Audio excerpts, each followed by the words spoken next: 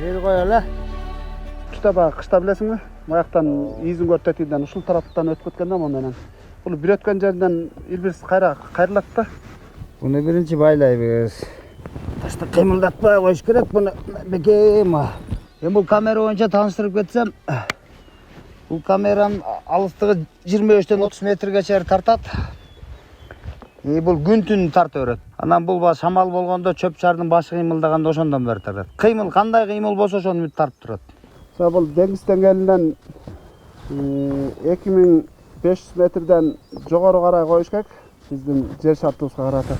Ар бир койгон камерабызды GPS-ке түшүрүп, ошонун немесин чыгарып коебуз. Кийин GPS менен неменин ордун таап алышат. Анан бунун батарейкасы 3 айдан 6 айга чейин чыдайт.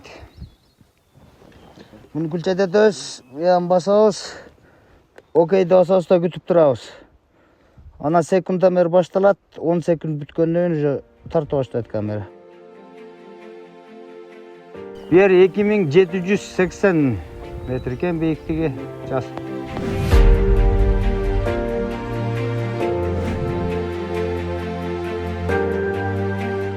Эки миң 16-17 жылдары жапайы тоо эчки-текелердин саны аябай аз кездештирчүбүз. Бүгүнкү күндө жапайы тоо теке эчкилердин саны арбын көбөйүп, агыл биристиге дагы тоо итина кормовой базасы түзүлдү десек болот. Бүгүнкү күндө Гефпрон долбоор тарабынан Канат Чоюу мамлекеттик жаратылыш паркынын техникалык жана материалдык базасы чыңдалып, ошондой эле кызматтык мингич аттардан бери алынып берилген. Бүгүнкү күндө толук бизде иш алып барууга мүмкүнчүлүк шарттары түзүлгөн.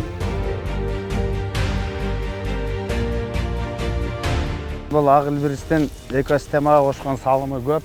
Жана ошондой эле бул агыл биристи дүйнө жүзү торып аракет кылып келет ушул убакка чейин. Ошон үчүн агыл биристи жакшы сактап алыш керек.